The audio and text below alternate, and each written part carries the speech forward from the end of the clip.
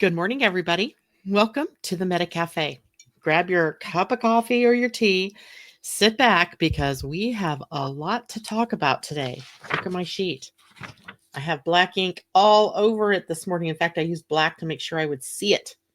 And there's a lot to talk about between the astrology of the day into the weekend, the human design aspects of the day and the weekend, and also from the Pleiadian-Earth energy viewpoint. We'll take a look at that. Plus, on top of that, today we have the sun moving into Cancer, and it does that in about an hour. We have a long moon void, of course. And on top of that, summer solstice and Neptune having turned retrograde early this morning, maybe making things a little unclear at first while he settles into that new direction that he is setting himself up for. So let's say good morning to Elisa and Linda Dennis. Wow, Linda, you're early. I think I saw you pop in first this morning, so that's awesome. Right on time. And so yesterday, I didn't even realize the moon was in one of my favorite places, and that's the sign of Aquarius. But I should have known better because yesterday was one of those kind of quirky days where things were just different. And when the moon is in Aquarius, that's kind of how we experience it. We have particular genius, perhaps, that comes to us, ahas and revelations that we don't expect because of Saturn or Uranus's ruling of Aquarius. But Aquarius also has another ruler, and that's Saturn. Saturn was the more traditional ruler because up until 1731, we did not have a Uranus. We didn't know about Uranus, and so it was Saturn that was given rulership over Aquarius. So we have a traditional ruler of Saturn, the more stern, which I can't even imagine Saturn as the ruler of Aquarius. And Uranus perfectly fits the sign of Aquarius. So that is what we have going on today. But very early this morning, 10:02 a.m. In fact, that's East Coast time. So at 7:02 this morning, the moon went into void of course, which means it is not making any new aspects until tomorrow morning at 10:01 East Coast time. And that'll be 7:01 my time here on the West Coast. So we have about almost an exactly 24-hour long course, void of course moon. And the last aspect then that the moon makes is one that is holding with us all the way through until we get to the new sign of Pisces tomorrow. And that was a sextile with the planet Jupiter. So in reality, we're kind of left with this good feeling. The one just before that was the moon trining Venus. And so we're left not with worrisome energy or with irritable energy or deeply emotionally processing energy. Like, remember, a lot of the times the moon has been going to void. Of course, it's been doing so with a last aspect to Pluto. Well, not so today. We are left with the last aspect being one with Jupiter. So we have optimism through the next 24 hours that sticks with us. We have maybe we've stumbled onto something that's really exciting to us, and we're on the roll to finding more answers about that. So the void of course moon, even though it may disrupt your work day, you may feel like playing more than working. That's okay. It's not going to be that long-term sort of emotional problems or feeling issues. So enjoy it, right? Take a long vacation. Take a Friday off, right? Make it a 3-day weekend. If you can do so, do so. Then tomorrow morning, the moon moves into Pisces, and Pisces is one of my favorite places for the moon on a weekend because it brings us into that feeling good, dreaminess. We're not so inclined to get up and run. We may, find ourselves watching good movies, reading good books. Maybe we're more intuitive, more compassionate, to be sure, more imaginative and creative. So the weekend itself looks really good, as in the moon is in Pisces for the entire weekend. And boy, do we deserve it after, this week's ups and downs. And of course, today being one of the crescendo point, if you will, of all of the energy of the week. So here we are. Let's talk about then what the Pleiadian-Earth energy of the day is. I'm going to try to move that up in the expression of the day because I think it's, when we talk about it almost every day, but I want you to be able to understand early in the morning, if you can, or early in the broadcast, what the energy of the day is. And the energy of the day today is called 11 exploring. Now, remember the number, the 11 is the universal energy. So, no matter where you are in this universe, you are resonating with this energy of 11, which is the number of illumination, right? Illuminating and shining the light on something, having those aha moments. So, today is a good aha day, right? An aha day. Oh my goodness. And it looks like in Texas, I think where Willa is, it's already a hot day. It's 90 degrees there. And in Texas, it's only what, 10, 15? Holy moly, that's going to be a very warm day for you. The earth energy of the day is exploring. That's a great day. When you have the last aspect between a moon going void, of course, as a sextile to Jupiter, and the earth energy day is exploring. Now you get the idea. This is a day for travel. This is a day for exploring new territory, maybe new concepts, new ideas. This is a day to harmonize points of view. So when we're all working in community together, there's no 1, 2, 3, 4 people together that all have the same point of view. You may all agree on something, but everybody's got a little bit different perception of what's going on, or a point of view that's a little bit different. Today would be a day to harmonize all those different points of view and accepting that everybody has a different filter through which they view the world and the things that are happening in the world or in their personal lives. And so they have just a different viewpoint. And it's about harmonizing those viewpoints. But there's also an opportunity for us today to harmonize, well, let's call it expand your own personal perceptions of what is going on. I want to check the calendar for something because I wrote what the Mayan, to me, some of the Mayan symbols, which I know much more familiarly, say that 10 times fast. So the day is exploring, and it is Ben. Ben, gosh, I don't remember what Ben was. Dang it. Well, anyway, I was thinking that this was very much like the eagle, which would have been a different sign than Ben. It would have been men, not Ben, where we can rise above and we can see from a broader perspective what's going on. And from that point of view, we get a better perspective of the truth.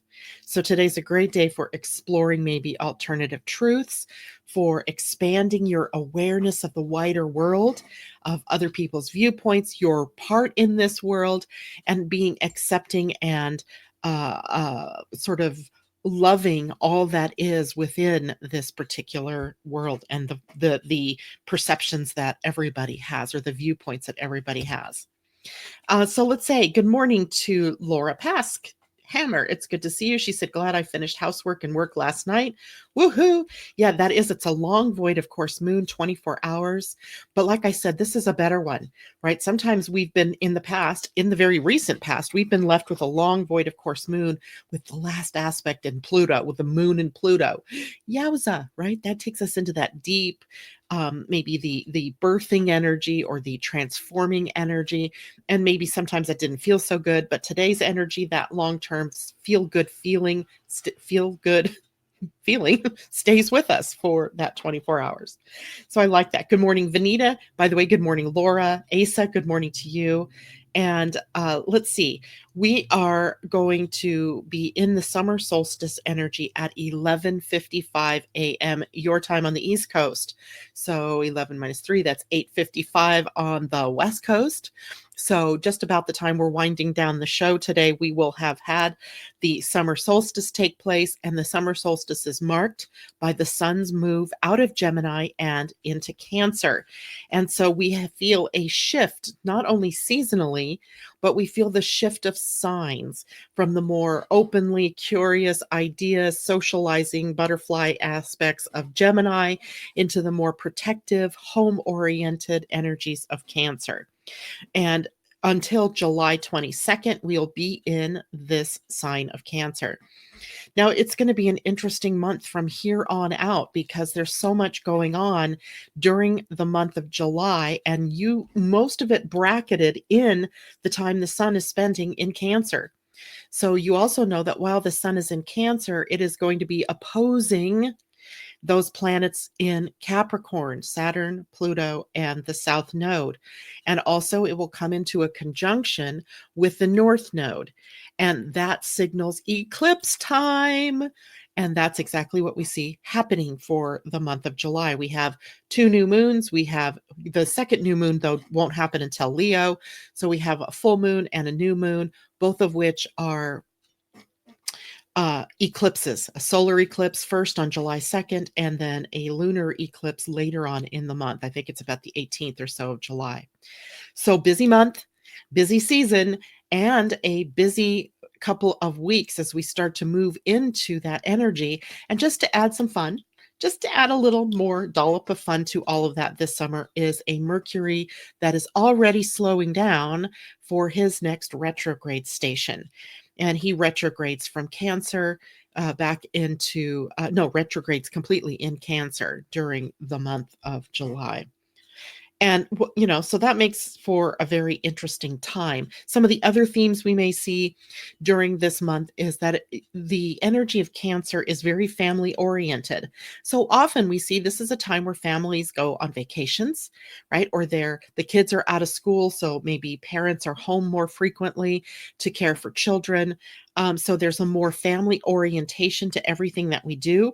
And in that, we end up nurturing one another. But in your own personal life, if it's not you nurturing children or your spouse or your home in some way, it is about nurturing your ideas or your projects and the making those things a priority for you in your life. Good stuff, but it just changes fundamentally the energy. And for the moment, Mars and Mercury are still in Cancer as well. So the sun is at one end of Cancer while Mercury and Mars at the other end of Cancer, and the North Node sort of sandwiched in between them. So that means there's quite a bit of energy, quite a bit going on in the sign of Cancer. So wherever that is in your chart is where you may feel a lot of nurturing that needs to take place. Or there is also more protective energy in Cancer, protective, safety oriented, more security oriented, right? Security becomes a priority for Cancer because they feel best when all the needs are taken care of. So when there's food in the pantry, when the bills are paid, when everybody's where they're meant to be, then they feel really good. They feel stable, secure, and safe. And so some of you may find yourself creating that safe space in the house that is the place where you have the sign of Cancer. And there is then all of this energy for the next couple of weeks, the setup to the new moon, but the new moon is also a solar eclipse. And it also prepares us for Mercury retrograde, as Mercury retrogrades from July 7th through the 31st. So not long after the lunar or the solar eclipse, we end up with Mercury in retrograde. And I can sort of tell you, because I was looking this morning at my ephemeris for 2019. This is a human design ephemeris. And as I was looking at Mercury, because it shifts gates on the 23rd, so on Sunday, but I was realizing, oh my gosh, it went from from June 7th to 9th, it was in one gate. And so that's only 3 days. Then the next week, it was in the same gate for 4 days. And then the next week, 4 days.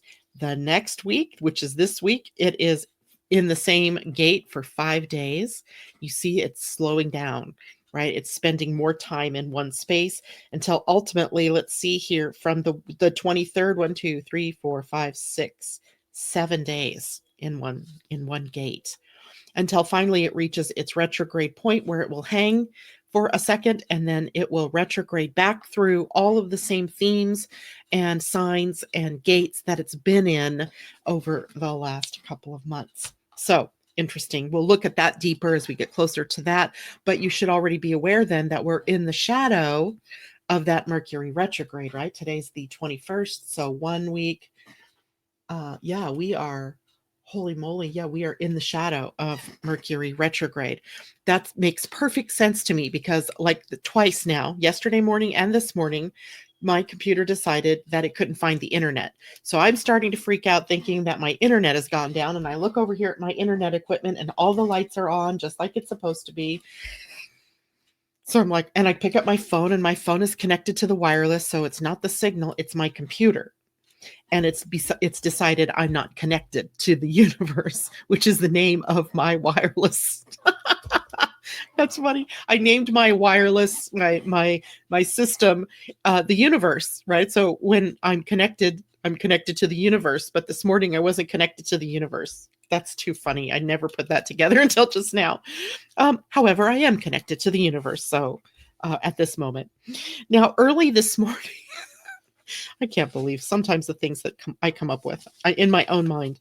So I want to check something really quickly. This morning, Neptune turned retrograde at 5:43 a.m. for those of you on the East Coast, 2:43 a.m. for those of us on the West Coast. And that may have created some weird dreams because most of you would have been sleeping. Some of you have to get up earlier than 5:43, I bet. But for those of us on the West Coast, likely we were asleep, or maybe you weren't. Maybe you were having a case of insomnia, as Neptune, being a very large planet, being mostly gas and vapor, is able to create sort of that backwash feeling, even though you don't feel it as in, oh, something just whipped past me. You may feel it on an energetic level that something's changed. And that may play out then in your dreams. And I was sitting here for a moment thinking that I had some kind of really interesting dream and I can't remember it now. And I want to remember it because I remember in my dream going, oh, that's what that means. Dang it. So maybe that will come back to me. But at any rate, if you've had dreams, now will be a really good time to keep a journal by your bedside, because while Neptune is in backward motion, or what appears to be backward motion, you may find that you have more dreams. You may have more profound insights as your intuition is sort of working overtime. But at least initially here, it may be hard. The first week or so of Neptune's retrograde, it's harder for us to see clearly, to see through the fog and the haze of Neptune's change in direction. Don't be alarmed. That isn't necessarily something that will happen for the entire time that Neptune is retrograde, which, by the way, is until November 27th. So we have November, this is June to July, August, September, we have October. So almost 5 months of Neptune in retrograde, where we are more inclined to see inwardly, to be able to hear inwardly, to intuit more of the truth, or more of what's going on, or more of what's true for us as individuals. So your intuition, albeit a little foggy here for this first week or so of Neptune's retrograde, will pick up, and we become more receptive to incoming information from these places that, we don't necessarily know why we know what we know, but we know, right? And we can also, for the time of the retrograde, vacillate between a feeling of dreaminess and then coming back into reality and getting clarity, right? We can go back from dreamy, imaginative, creative, back to logical, sequential, analytical. And that is perfectly in alignment with the Neptune retrograde. And wherever Pisces is in your chart is where this is happening. So, for example, if I just looked at the chart for today, Neptune is in the 9th house of expansion. So Neptune then would be vacillating between clarity around creative impulses or imagination, and then reality might come in and it's like, nope, that's not quite the right direction. And because Pisces is a water sign, it may be emotional for that person, in this case the chart, to realize maybe that wasn't the area in which they needed to expand. So again, this is happening somewhere in your chart where you may be finding creative energy, and then reality bites, and creative energy, imagination, dreaminess, and then reality bites. Follow your gut, follow your intuition, because that is going to be the way. That is the power, the superpower of Neptune retrograde, is the ability to tune off the mind And even the brilliant ideas that are coming in, turning that off from the mind and feeling it in the body and using your intuition, right? I think we've talked about this before, where some people get this feeling that intuition comes from somewhere within the head. And I think that comes from the third eye, the connection that we think of with the third eye and intuition. But in reality, intuition is linked to instinct, and that puts it down in the body, right? The physical being, and being able to intuit through direction. Again, this also depends on how your human design chart is set up. Maybe you're intuiting through your identity center, which is like your compass. Maybe you're intuiting through your spleen center, which is literally the center for intuition. It may even be your emotional center that you're feeling it through. It depends on how you are set up. But in general, we're more intuitive. We're more inclined to listen to our inner voice and let go so much logic and, that left brain that wants to work in the logical field, in favor of what we feel or what we intuit from within our bodies. Okay. Willa says she couldn't sleep. She was having coffee at 2 in the morning or 5. It was a year Central Time. So that would have been more like 4 in the morning for you. Asa, what degree is the Neptune retrograding at? 18 degrees, 43 minutes.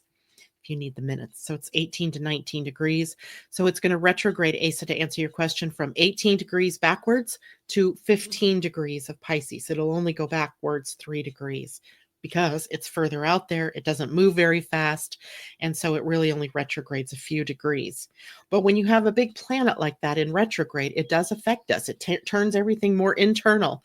And so you will definitely notice that difference, particularly because we still have the other 3, Jupiter, Saturn, and Pluto, also retrograde. So now we've added a 4th planet in retrograde. In July, we'll add the 5th one, Mercury. And I'm not sure.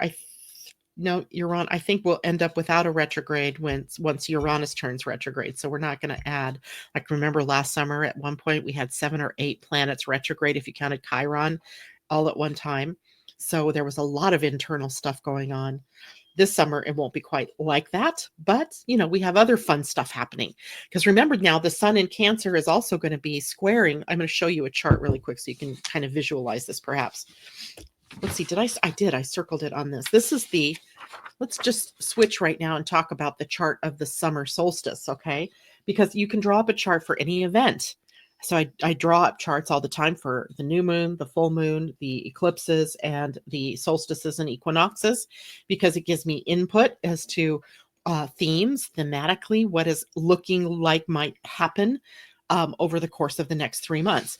It's never exact, but it gives me like, oh, okay, I see that theme as in action, right? It's triggered, it's in action. So here is the chart of the summer solstice, which occurs, like I said, at 8:55 my time, 11:55 for you all on the East Coast and parts in between. So here is, let me see, let me orient myself here. Good God, where am I?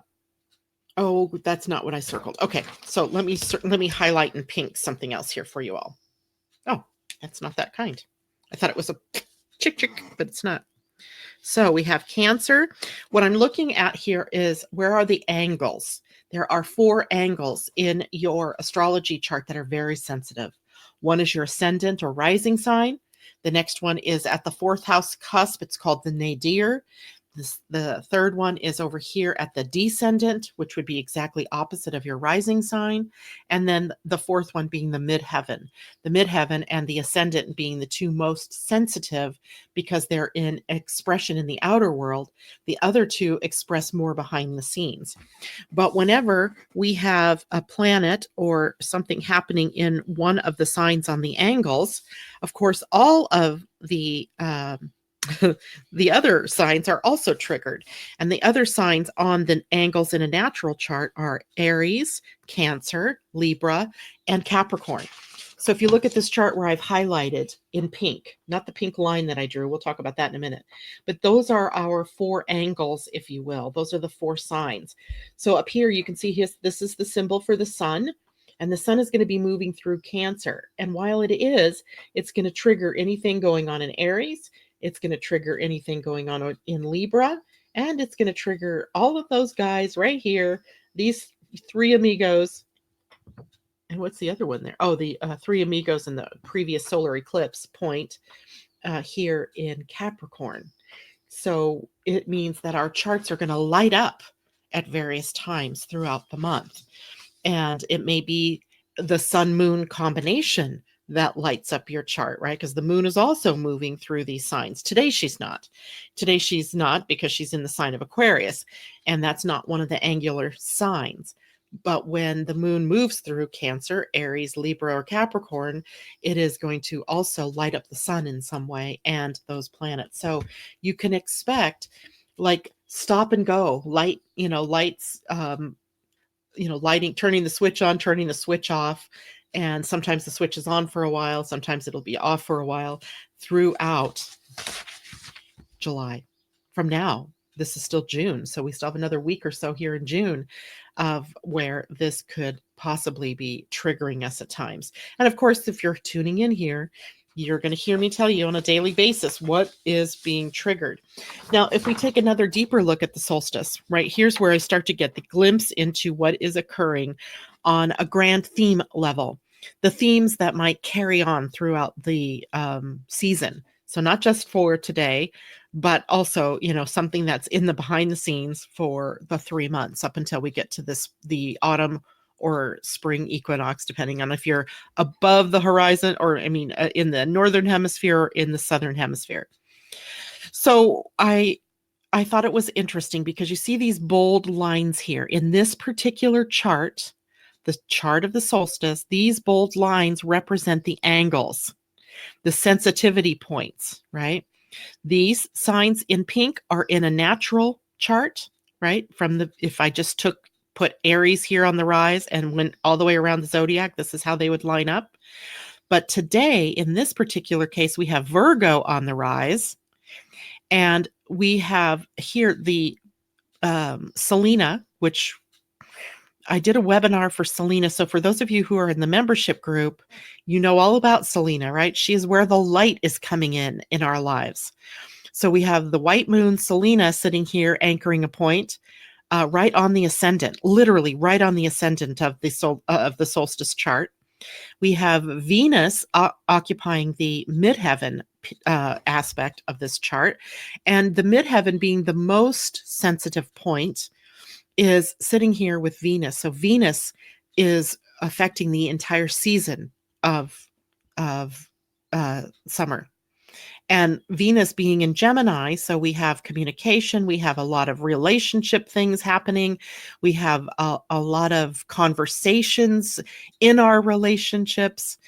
And then we have Neptune occupying the descendant position, which means a lot going on in behind the scenes, secrets, right? Something going on beneath the surface.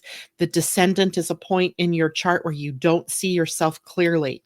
So we would say something, as we're looking at this as a season, we'll say something going on beneath the scenes, something working in the quiet or in the dark that we don't quite see clearly. And then Jupiter anchors the bottom, the nadir, at 18 or almost 19 degrees now. Well, she's retrograde, so it's moving backwards towards 17 degrees of Sagittarius. So we have what is called a fixed square. This isn't a fixed square, excuse me. This is a mutable square. It means change. So there's something in this particular season that is in flux or in change. We're forced to become adaptable. We may have to just sit back and go with the flow, as some things may be completely and totally and utterly out of our control this summer. That you've heard me say anyway about going with the flow, that a lot of things just aren't in our control. And the only things you can control are your reactions to what is going on in your world, what is going on in response to the outer world, and what is going on in response to what's going on in your inner world. So it's interesting to see that. And that kind of a square is quite stable, and it stabilizes challenges. And it gives us the stamina, endurance, and perseverance, persistence to move through whatever it is that we are moving through. So wherever Virgo, Gemini, Pisces, and Sagittarius are in your chart is where that is showing up. Then I noticed there was also, and you can see barely, maybe I'll move it in a little bit. You see where I highlighted in pink, this yod or a finger of God being anchored again by our Jupiter down here, which is about growth and expansion, being optimistic, looking forward, seeing the bigger picture. And in my estimation, because it is in retrograde, it's about further connecting to your deeper self, right? To your inner self. And the base at the other side temporarily is the moon, and the moon and Jupiter all pointed up here at the north node. So even as the moon moves out of this, we're going to still end up with a quincunx, right? The inconjunct, a 150-degree angle between Jupiter and Sagittarius and the north node in Cancer. So the way that plays out for us is Jupiter wants to grow and expand, but Cancer wants to protect and defend. And so we see this sort of having to maybe adjust our goals, our thoughts, our actions in order to grow appropriately, to grow in a safe sort of way. And by reflection in Capricorn from Cancer, we have to grow in a sustainable way. It has to be sustainable. So in a way, it prevents us from going all out, right, and becoming something that we're not, or expending our resources irresponsibly. But on the other hand, it also causes us to want that expansion and then maybe feel frustrated because we can't do or get or go where we want to do, or where we want to go, or where we, get what we want. So we have that also hanging with us then for the foreseeable future. So to me, I think this is about our growing responsibly for the season, right? Summer is a time where we bring things in the harvest, right? We bring things into culmination, where we are prolific, where it's fertile ground, where all the flowers and all of the crops are busting out and becoming very fertile. So I think this is a fertile summer with a couple of catches, and the catches are those eclipses and Mercury going retrograde, and this theme that we have of needing stable growth, not willy-nilly growth throughout the summer. And I think net for you and me is that we need to focus in on what is important for us. What pet project are you working on? What is it that you want to focus your energy on? Maybe it's on your family, maybe it's on your work, maybe it's on a project, maybe it's on a humanitarian cause, maybe it's on a different relationship. It's as varied as it could be, right? But what is it that's important to you is the question you want to ask. And then you apply some endurance and persistence, but go with the flow. Don't dig in and want to stay, because this is not an energy of staying. This is an energy of changing, of mutating, of going with the flow. All right. Any questions? Everybody's so quiet out there today. I don't even see Mimi out there. I know she goes to the gallery often, so kind of quiet. I totally get it, right? The moon is in the void of course. And I hope that all the people that aren't here this morning are out exploring their world and doing fun things. And I hope the rest of you get out and do that too as the day wears on. Okay, so let's now take a look at Saturday, because most of what we've talked about is the solstice, the moon for today, and the energy for today. But because it's Friday, we're also looking ahead through the weekend. And Saturday, the moon is in Pisces after the void, of course, ends at 10:01 East Coast time, 7:01 Pacific time. And that means we are in creative territory. It's a perfect day for me, by the way, to get my tattoo, right? Because I'm going to be putting the dragonfly there, which represents imagination, creativity, illusion. There's, those are some of the more esoteric meanings of dragonfly. To me, the dragonfly represents establishing the flow, right? And that's why I want that. So tomorrow, perfect day for that. The moon will not be void, of course, by the time I am ready to get that done. Thank God. And all systems will be go.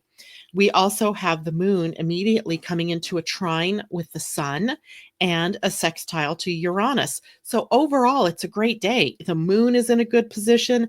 The sun will definitely be into Cancer at that point, and moon in Pisces, they're water signs, right? So there's a smooth flow of emotional energy, of feel-good energy, of nurturing energy. Now, if you get triggered emotionally, there's also a flow of that as well. But everything else seems to me to sort of resonate more with the nurturing end of those energy spectrums. The Pleiadian-Earth energy for tomorrow, then, if today's an 11, tomorrow's a 12. So the 12, the universal day, is understanding. And here's where we're able to look deeper and understand things from a deeper level. And maybe even our understanding defies our ability to explain what it is we understand. Have you ever had that moment where you just see it all so clearly and you get this understanding, but then you can't really verbalize to anybody else what it is that you get? That happens to me a lot. And this energy is like that. 12 is understanding, and it comes almost in a sort of download sort of way. And it's the universe resonating with this energy of understanding. Maybe it will apply to something in your personal life. Maybe it will apply to something bigger in the wider world. But tomorrow is about understanding. The earth energy for tomorrow is healing. In Mayan astrology, that was Ish, the shaman. Ish actually meant jaguar, but the jaguar in the Mayan society and culture was always representing the shaman, the healer, the wise man, the person that was bestowed with some magical powers, right? So tomorrow is healing, the healing of imbalances. So if you're planning on getting some body work done tomorrow, or moving through a shamanic journey, getting a reading of some type, tomorrow would be a really good day for that, as it enacts healing for all of us. Easy deal for Saturday, right? Seems like a really good day. Good for me. Sunday, the moon is in Pisces all day.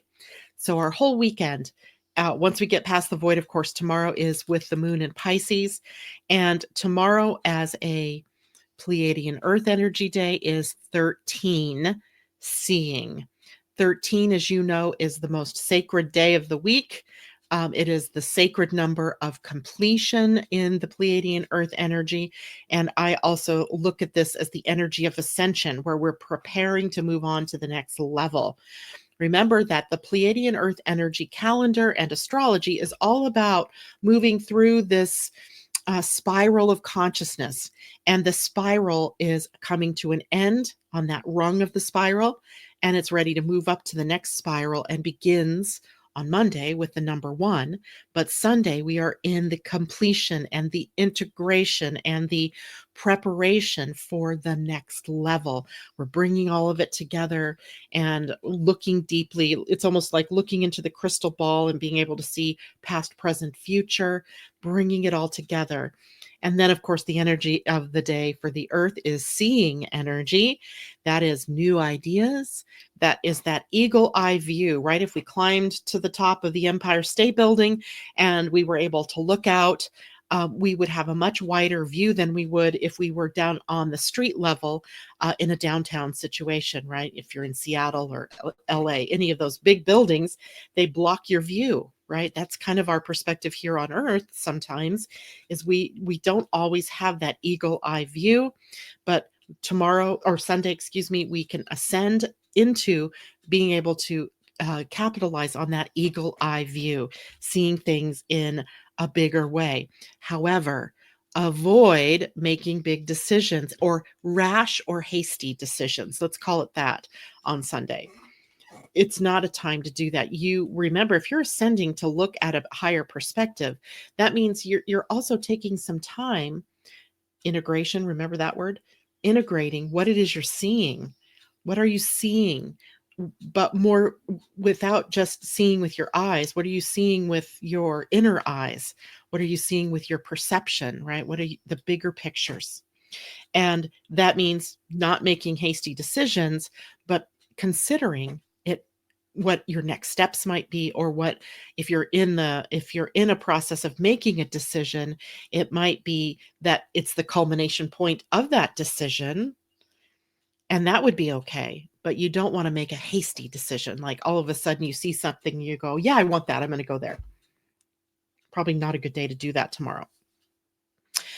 Tomorrow, or I mean, not tomorrow, I meant Sunday. So the moon in Pisces on Sunday is squaring Jupiter in retrograde. The moon and Jupiter in a square don't really cause too much chaos for us, but it can cause us to overdo things a bit. So watch how much you're eating, watch how much you're drinking, watch how much exercise you're doing, watch how much money you're spending, watch how much you're talking. Just keep an eye, keep everything in proportion. The moon is also in a sextile to Saturn. Typically a sextile is working in the positive. So you may have this plateau feeling where you just feel good. You can't say that you're in absolute joy and excitement where you're bouncing off the walls from that, but you also can't say you're down here in depression or sadness or melancholy. You just feel good, right? So it's a feel good day. The moon is also in a square to Venus, typically not so bad, but watch for emotional expression between you and your loved ones. If it's the, pleasant, feel good, connections, great. But it can also be those little irritations that come up to the surface that we want to take action on, and that might not be so good. This too shall pass, right? And then the moon is also conjunct Neptune on Sunday, Neptune retrograde. So the moon catches up to Neptune in its retrograde. It could also be another one of those days where we feel sort of foggy, where we're not seeing clearly. And again, maybe another reason to avoid making key decisions or rash or hasty decisions because you're not seeing clearly, right? You're just not seeing clearly. Also on Sunday, Venus will be in an opposition to Jupiter.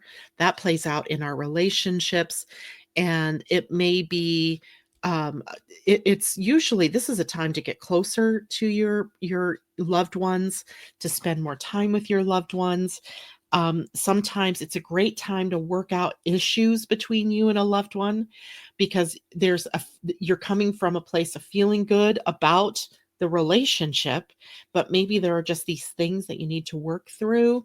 And remember, Venus is in Gemini, and Gemini is a conversationalist, right? You can talk your way through things. You can, and even likely without the, if it's a delicate subject, without the emotional overblown kind of reactions that you might get.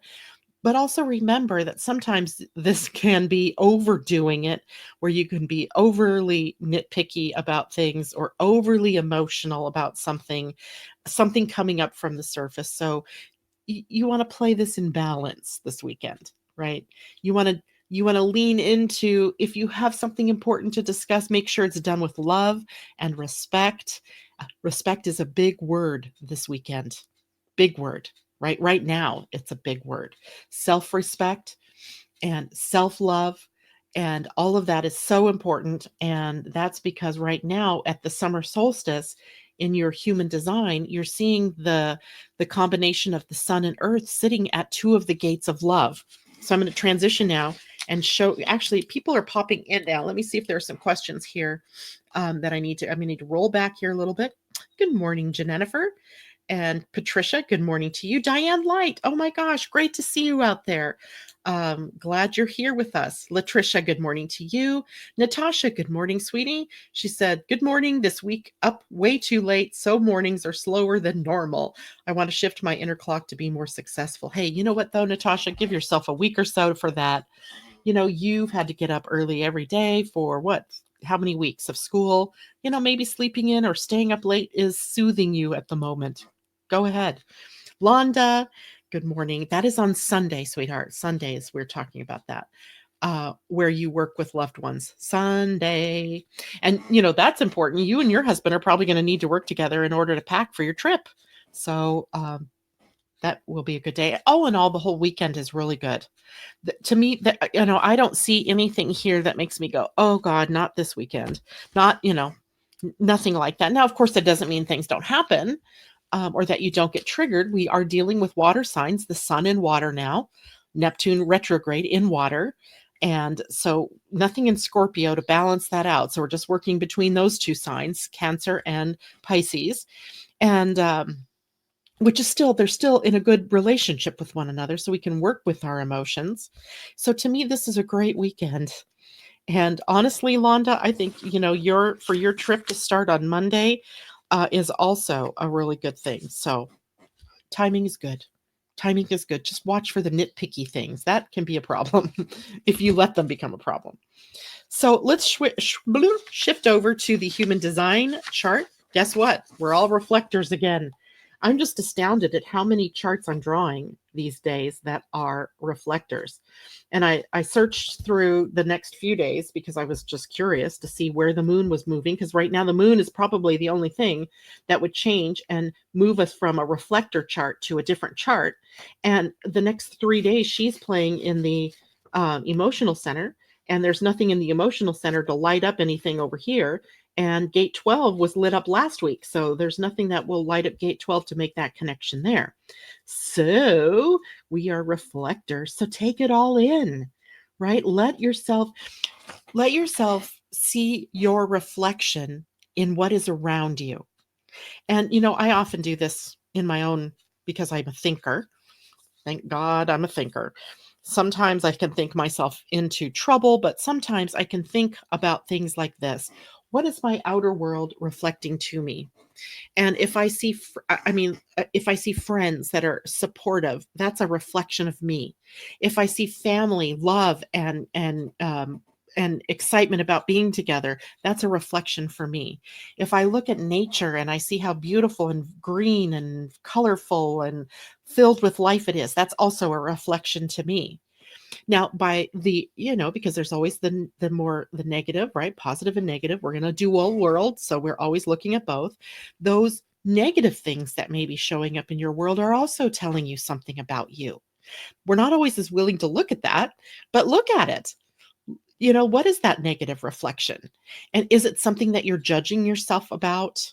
Is it something you're judging someone else about? Is it something that you're working on within yourself? And what you'll see in the reflection then is where you are in the healing of something, or in the letting go of something. So, it's interesting to see these reflector charts, because it tells me too that all the children being born, so, and that's got a number in the, I don't know, thousands at least. All the children being born are reflectors. I love it. Right? Because I think reflectors will save this planet. And that's because they show us the relative health of ourselves, right? They're showing you that, and including right now the universal energy, the human design energy, showing us that by reflection, what are we seeing? Now, that it doesn't change fundamentally your personal chart, because in your personal chart, you'll still have, if you're a generator, you're still a generator. If you're a manifestor, you're still a manifestor, projector, a projector, manifesting generator, a manifesting generator. Doesn't change you if you're a reflector. But what it does do is tell us what the energy that's coming in is all about. And it's about reflection. What are we seeing? Right? What are we intuiting? And what is the world showing us? Can we see the beauty, or are we seeing only the beast? If you watch the news, you're seeing the beast. By the way, I wanted to share this with you guys this morning. So Neptune as a planet rules things like oil. And Pluto also rules the oil as it comes up out of the ground. But Neptune sort of rules the uses of oil. And wasn't it interesting that this morning there, and not because hopefully nobody was hurt, but there was a refinery explosion, I want to say in Philadelphia. And that can happen as a result of a planet changing directions, right? Or slowing down. A planet, it's not actually doing this, but it appears to us that it hangs still for a moment, and then it changes direction. And it's that changing of the direction, the stillness to movement, that can create these bangs, these big bangs. So I would be so fascinated to look at a chart for Philadelphia, and see what was happening with Neptune and where the fire signs were at that moment in time. That's just sort of fascinating to me to see, life on the planet, the as above, so below playing out right in our faces. We're also seeing in this country, there was seemingly this drumbeat toward war, toward some kind of battle with Iran, which doesn't serve anybody's purposes. And so the planet Neptune changes direction, and so too does the drumbeat, as in somehow we've backed off, cooler heads prevailing. So I'm very thankful for that as well. But sometimes when you watch the news, which I don't recommend, but you can see astrology playing out in the news stories that you're hearing. Right. So this weekend, I would expect maybe we're seeing more peaceful attempts at solving problems.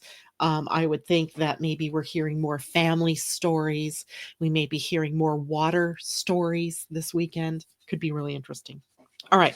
Now, the reason I wanted to show you the chart wasn't just that we are now looking at a reflector chart again.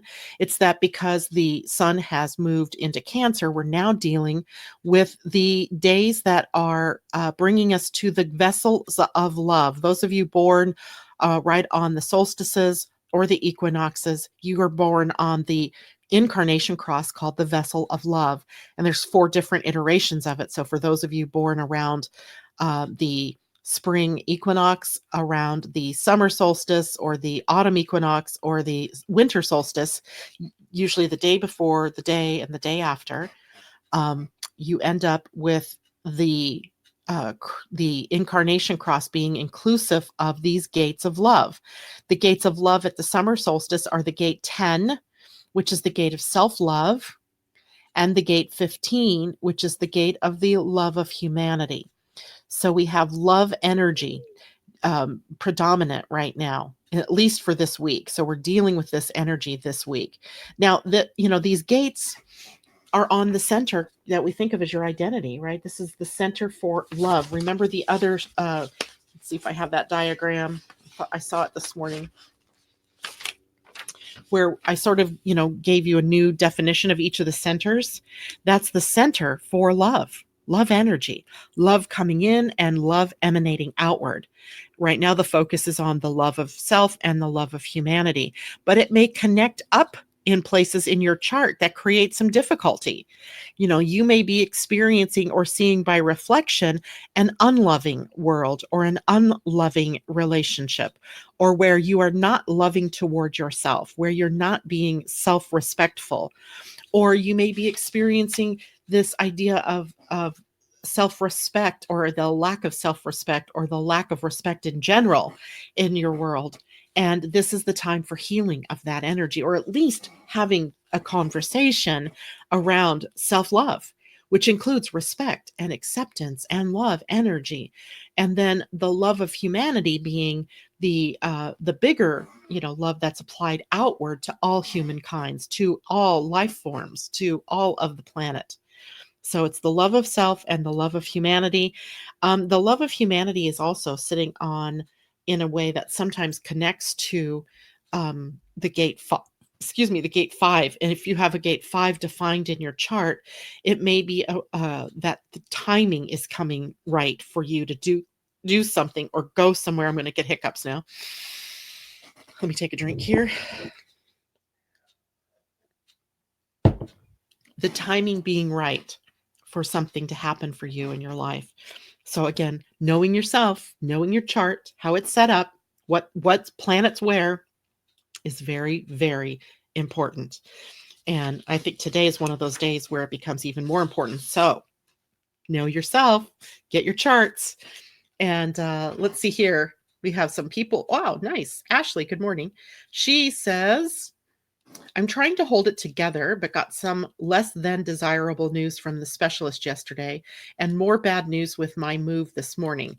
Asking for positive vibes, please. We send you positive vibes. We send you love. We send you healing energy. We send you all of the healing energies of all of the planets, whatever it is that is got you, Ashley. Take a look into it. Dive into it, right? What is it showing you? Right. Remember yesterday, I think it was, we were talking about no, it wasn't yesterday. It would have been the day before. We were talking about the human body as a sort of template for the various signs. So, for example, because I am a Gemini, I happen to know that Gemini in the body rules the hands, the arms, the shoulders, and the lungs. And if I were to experience pneumonia or bronchitis or have issues with my shoulders. At one point, I got this thing called frozen shoulder where I couldn't lift my arm up. And I was like diving deep into that, looking at, well, where have I, gotten crystallized? Where's Gemini in my chart? What's it going on there? And of course, there were eclipses in Gemini at the time that this was happening. This was many years back. And so it was very personalized for me. There was something that I needed to work through. And accidents and, yours is a work injury, if I'm not mistaken, they also show us something. Where are we not paying attention? So use this energy. You don't have to believe what a doctor tells you, by the way. I wouldn't say not to believe your doctor, but I would say that who rules your body? You or the doctor? So you always have the choice. Remember, some of you may remember a few months ago, we had a woman on the show here named Donna Blevins. She wrote a book called Mind Shift, and she had a stroke. And she had such a major stroke that they really thought she would never walk again and she wouldn't talk again. And in the process of that, she was very cognitively aware. She could hear what the doctors were saying. She could hear what the paramedics and the emergency room trauma doctors, I think you call them, were saying. And they were saying things like, oh, she'll never walk again, or this is such a massive brain bleed, she's never going to talk again. And she said to herself in that moment, that's not true. Cancel, cancel, cancel, cancel. She said, I will speak again, and quite easily and with little effort. I am going to walk again with little effort. And she left that hospital, I think she said 2 or 3 days later, able to speak and able to walk, because she wasn't going to buy in to what she was hearing other people tell her about her truth. Her truth was, yeah, I've had a stroke, but I'm coming back from this. And she did. So whatever it is, any one of you is experiencing out there, it's about what you go up here and think about. What are you saying to yourself about that illness or disease? I'm not saying the illness or the disease or the condition isn't real, because it's in the physical, it's now real, but you got to look to the other levels, the mental, the emotional, and the spiritual level, to maybe get a sense of the creation point. What was it meaning for you? And what do you think about it now? Right? Are you buying into what the doctor's telling you, that this is bad? Or are you like, okay, I see that, but in my mind, this is how that's going to play out. Okay, so I hope that helps. But in the meantime, we're sending you so much support and love and energy so that you can get to that. Ashley says, I'm an emotional manifesting generator, trying to keep my emotions stable and positive. But aside from my online communities, I don't have many friends or support systems. Expect that we're all your friends. We are your friends. We are your community. And we will be there to hold that space for you. So if you need any one of us, I can guarantee you any one of these people here this morning will be reaching out to you, telling you they love you, or sending you light, sending you vibrations of good, health, and be there as an ear to tell you that they will listen. They will work with you. And that holds true for me as well. Patricia, I love your insights on reflectors. Thanks for sharing that. I love reflectors. I'm so excited to see this planet get more and more reflectors. They reflect love. If they can, if you have a reflector in your midst and that's what you're seeing, whew, right? That's what you want. You want to see love. Diane, you are so on target with the reflection energy coming in. I think, like I said, reflectors will save this planet. Not that we are ruining the planet. I mean, there's no one type that's responsible for all of that. But the reflectors in our midst are going to reflect to us where we're out of sync, where we're out of alignment, where we need to become more loving, where we need to become more self-loving, where we need to become more spiritual, where we need to become more sustainable in our stewardship of the planet, of our relationship, etc. So we need them to show us that. Debbie, good morning. Late, but made it. We're glad to have you with us. Ashley says thank you. And says she ruptured a disc in her neck at work. I know. Taurus rules the throat, and I think Aries the head and the spine. Aries rules the head and everything to do with the head. The neck, however, is definitely a Taurus entity. And if you have any idea what actual disc ruptured, we can even look deeper and see what that means. Because in Louise Hay's book, and I know there are other books too, but this little book, Heal Your Body, she goes into the vertebra and what each one means. So in the neck, you have the atlas, which is 1C, axis is 2C, and then there's the cervical spine, which is 3C, 4C, 5C, 6C, 7C, and they all rule different parts of. Let me see which one is the neck.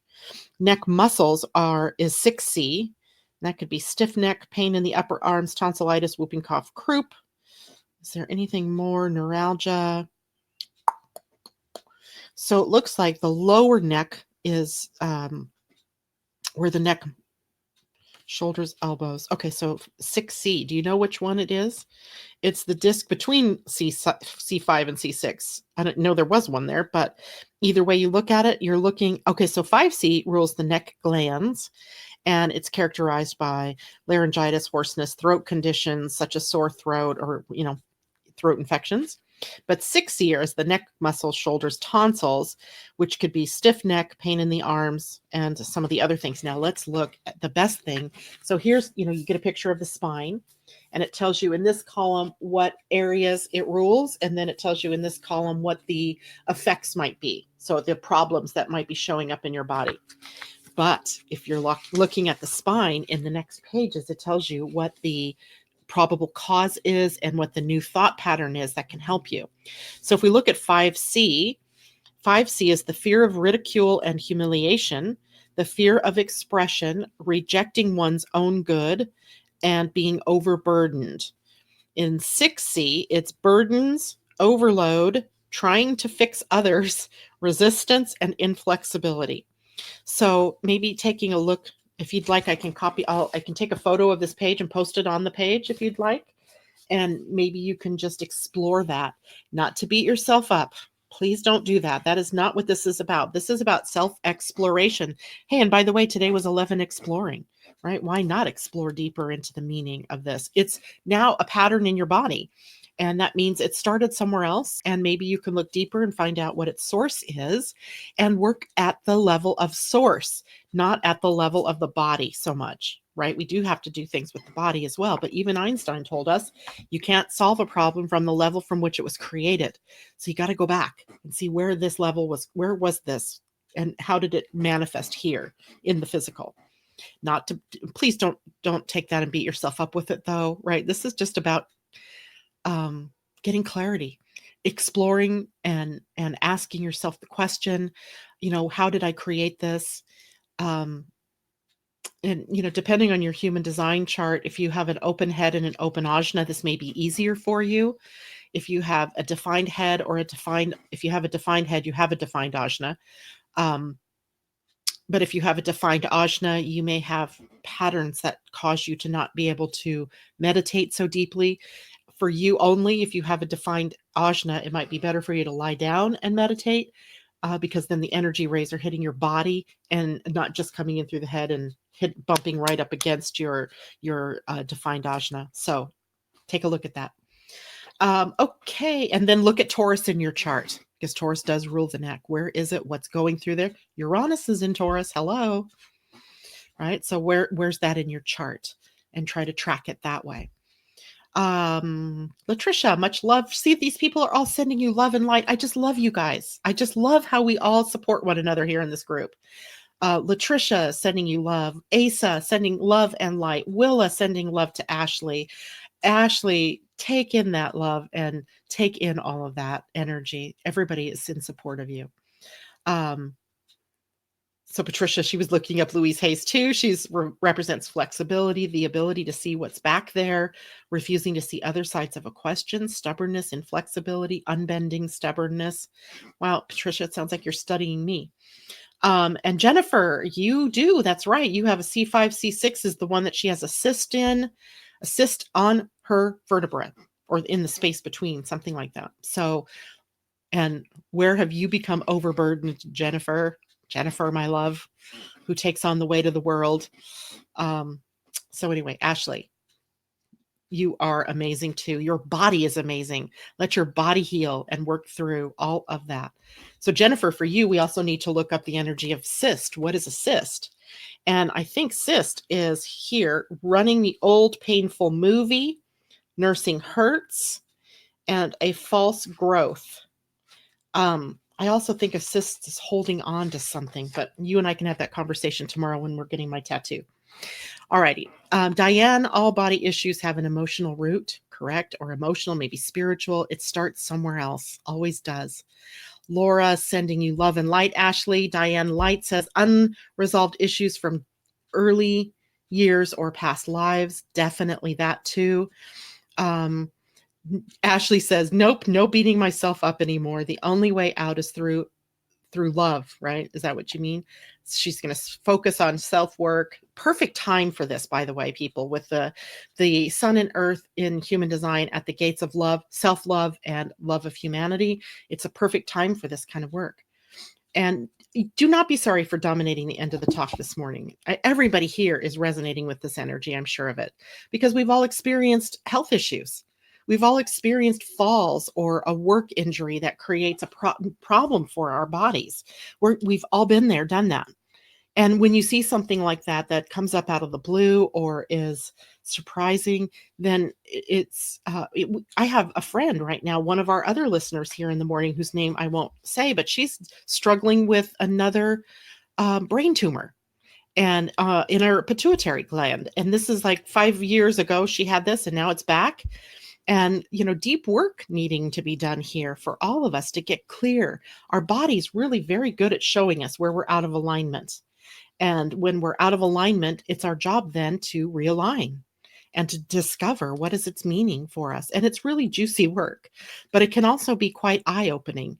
And sometimes it's just a process of the discovery that releases you from the experience of that physical malfunction. Other times you have to go through the completion of your physical work in that your doctor is doing with you. But anytime you're dealing with a doctor, you must also keep your own sovereign choices in mind. And I'm going to give you a great example of this. A few months, this was probably a year ago. My doctor tells me that I need to go on statins, I think they're called.